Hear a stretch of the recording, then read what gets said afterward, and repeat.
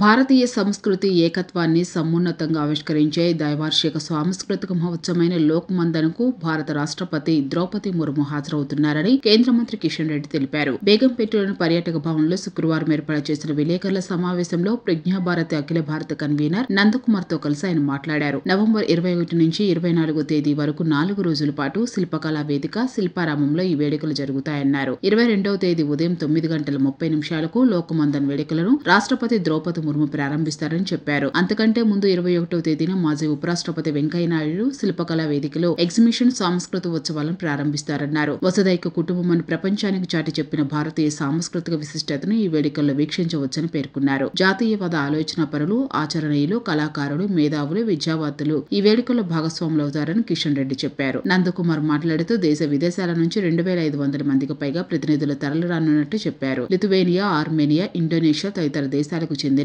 విశిష్ట కళారూపాలను ఈ సందర్భంగా ప్రదర్శిస్తానన్నారు. లోకమాత నాటకంతో పాటు కాకతీయ సామ్రాజ్యాన్ని ఏలిన మహారాణి రుద్రమ్మదేవి నాటక ప్రదర్శన కూడా ఉంటుందన్నారు. ఇక ముగింపు ఉత్సవాలకు ఆర్ఎస్ఎస్ చీఫ్ మోహన్ భగవత్ ముఖ్య అతిథిగా హాజరవుతారని, కేంద్ర మంత్రులు గజేంద్ర షెకావత్, నిర్మలా సీతారామన్ పాల్గొంటారని చెప్పారు. ప్రతి 2 నెలలకు ఒకసారి జరిగే ఈ వేడుకలు ఇప్పటి వరకు భోపాల్, రాంచీ, గువాహటిలో జరిగాయి. లోక్ అవలోకన్, లోక్ విచార్, లోక్ వ్యవహార్ అనే ప్రధాన థీమ్తో ఈసారి లోక్ మందన్ 2024 వేడుకలు నిర్వహిస్తున్నారు. ఈ వేడుకల్లో ప్రదర్శనలు వీక్షించేందుకు ప్రతిరోజు 1,00,000 మందికి పైగా సందర్శకులు తరలిరానున్నట్టు అంచనా. 1500కు పైగా కళాకారులు సుమారు 1000 కళారూపాలను ప్రదర్శించనున్నారు. ఫోటో జర్నలిస్ట్ అంతేకర్ సతీలాల్ వనవాసి సంస్కృతి, జీవన శైలిపైన తీసిన ఫోటో ఎగ్జిబిషన్ తో పాటు తెలంగాణ సంస్కృతిని ప్రతిబింబించే కళారూపాలను ప్రదర్శిస్తారు.